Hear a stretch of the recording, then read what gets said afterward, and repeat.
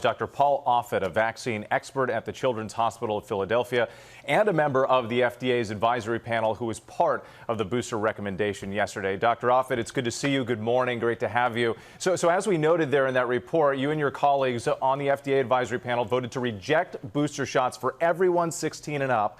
I'll get to what you did support in just a moment, but what was missing from the data regarding young people and boosters, and why are you unconvinced that they need them right now?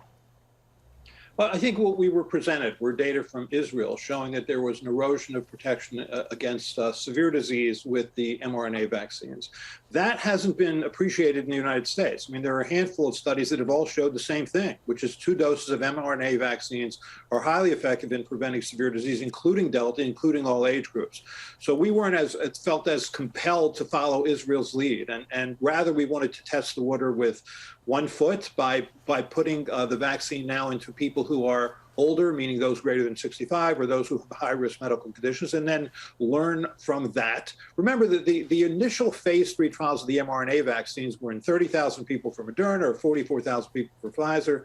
The phase 3 trial for 3 doses was in 306 people. So I think we really do need to test the water with 1 foot as we move forward.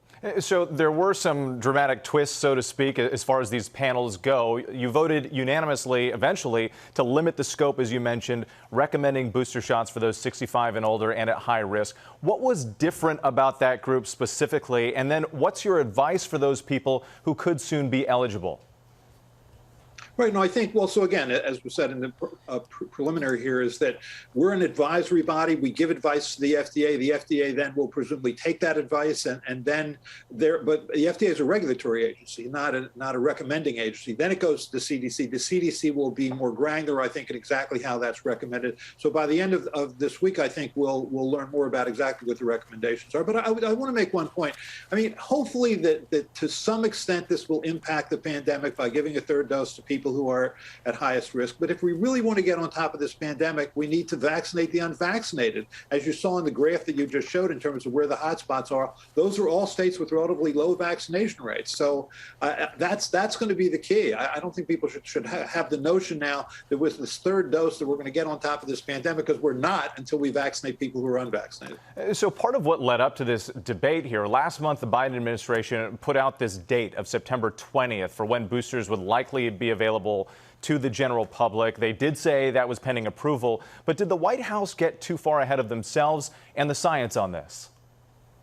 I don't think they necessarily got ahead of the science. I think what they got ahead of was the scientific process. So what normally happens is you have a problem, for example, erosion in protection against mild or asymptomatic infection. You have a solution, which is to give a booster dose, and you generate data. Those data then go to the FDA for at least approval regarding regulating, allowing the company to distribute it, for example, as a 3-dose product to certain groups, and then it goes to the CDC who makes the recommendation. I think by sort of declaring a date of September 20th, they really did marginalize the FDA and CDC in that process initially, but eventually it worked out.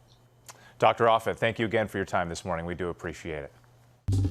Well, hey there, GMA fans. Robin Roberts here. Thanks for checking out our YouTube channel. Lots of great stuff here. So go on, click the subscribe button right over here to get more of awesome videos and content from GMA every day, anytime.